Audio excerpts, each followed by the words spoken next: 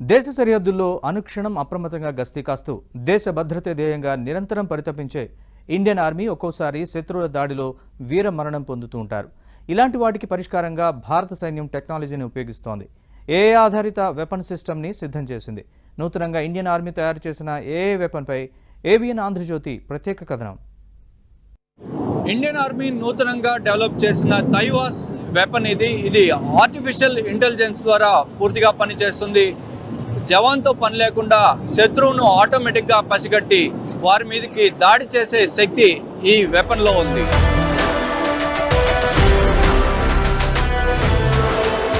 బెంగళూరులో జరిగిన ఏరో ఇండియా 2025 ప్రదర్శనలో భారత సైన్యం కృత్రిమ మేధస్సు ఆధారిత రిమోట్ ఆయుధం అయిన 10 ఏఏ వెపన్ సిస్టమ్ ను ప్రదర్శించింది.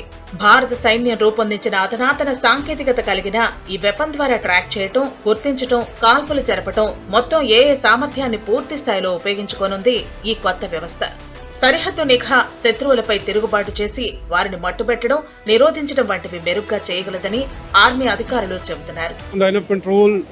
The areas are very tough, so if we have to cover the movement, basically cover all the valleys and all the places, we have to put thousands of soldiers in, basically if you say about 1 kilometer, 2 kilometers. But with this weapon system, only one weapon can cover the whole valley. It has a range of 2 kilometers. We can just put some sensors, so the need of humans, basically soldiers, will reduce. However, we don't give the trigger decision to the machine. Trigger decision is always with the soldier who is sitting behind. So we don't want to give the full. Basically, we don't want to use it in fully automatic mode. We want to use it in semi-auto mode, where detection, tracking, and everything is done by the machine. Trigger decision is taken by the soldier behind. So it's the safety of the soldier and more precise movement detection of the terrorists. భారతదేశ నియంత్రణ రేఖ వద్ద ఈ weapon ను అమర్చడానికి army సన్నాహాలు చేస్తోంది. ఈ weapon లో 7.62 mm medium machine gun కలిగి ఉంటుంది. అయితే ఆయుధాన్ని అవసరాలకు అనుగుణంగా మార్చవచ్చు. ఈ వ్యవస్థలో optical camera, thermal imager, GPS, magnetometer, inclinometer, laser range finder కూడా ఉన్నాయి. ఈ వెపన్ ను తయారు చేయడంలో జమ్మూ సెక్టార్ లో పనిచేసే ఆంధ్రప్రదేశ్ కి చెందిన శంకర్ రెడ్డి కీలక పాత్ర పోషించారు. నేను 3D డిజైనింగ్ లో వర్క్ చేశాను సార్. అంటే దీన్ని ఒక డిజైన్ చేయడానికి మేము దాంట్లో వర్క్ చేస్తాం సార్. నాతో పాటు అగ్నివీర్ కూడా ఉన్నారు సార్. ఈ అబ్బాయి కూడా నాతో పాటు వర్క్ చేశాడు. సో ఓవరాల్ ఒక టీం వర్క్గా చేసి మేము దీన్ని ఇంతవరకు అయితే సక్సెస్ఫుల్గా తీసుకొచ్చాం సార్.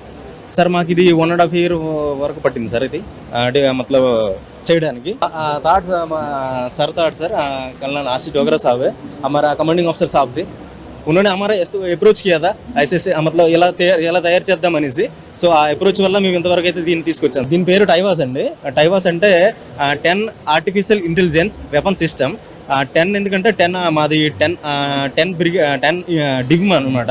సో దాని పేరుగా మేము దీన్ని టైవాస్ అని పేరు పెట్టాం సార్. దీనికి ఆర్టిఫిషియల్ ఇంటెలిజెన్స్ తో పనిచేసే ఈ వెపన్ ద్వారా భారత సైన్యానికి ఎంతో మేలు చేకూరనుంది. ఎలాంటి విపత్కర పరిస్థితుల్లో అయినా పనిచేసేలా తయారు చేశారు. ఈ వెపన్ కు ఉన్న 2 అధునాతన కెమెరాల ద్వారా 2 కిలోమీటర్ల దూరంలో ఉన్న వారిని గుర్తించగల సామర్థ్యంతో శత్రువులను గుర్తించి ఉరితప్పని లక్ష్యంతో వారిపై బుల్లెట్ల వర్షం కురిపించేలా రూపొందించారు. సైన్యం కన్నుగప్పి శత్రువులు మారువేషాల్లో వచ్చినా వారిని గుర్తించి నిమిషానికి 200 బుల్లెట్లను ఇది ఫైర్ చేయగలదు. దీని ద్వారా భారత సైన్యానికి ఎంతో మేలు జరగనుంది. ముఖ్యంగా ప్రాణ నష్టాన్ని తగ్గించగలదు. మంచు గడ్డల్లో చలి తీవ్రతకు అధిక ఉష్ణోగ్రతలు నమోదయ్యే పరిస్థితుల్లో పనిచేసే జవాన్లకు ఎంతో ఉపయోగంగా ఉంటుంది. ఏఏ వెపన్ ను అమర్చి సురక్షితమైన ప్రాంతంలో ఉంటూ నిఘాను పర్యవేక్షించే వెసులుబాటు కలగనుంది. ఆర్టిఫిషియల్ ఇంటెలిజెన్స్ ద్వారా పనిచేసే ఈ తైవాస్ వెపన్ ని సిద్ధం చేయడంలో మన శ్రీకాకుళం చెందిన శంకర్ రెడ్డి అనే వ్యక్తి ప్రధాన పాత్ర పోషించారు. డెవలప్ చేయడం మొత్తం కూడా పూర్తయిన తర్వాత ప్రస్తుతం ఏరో ఇండియా షోలో భాగంగా ప్రదర్శనకు ఉంచారు. త్వరలోనే దీన్ని జవాన్లకు అందించి ఇండియన్ ఆర్మీలో ఇది సేవలు అందించనుంది. కెమెరా పర్సన్ సునీల్తో కలిసి రుత్విక్.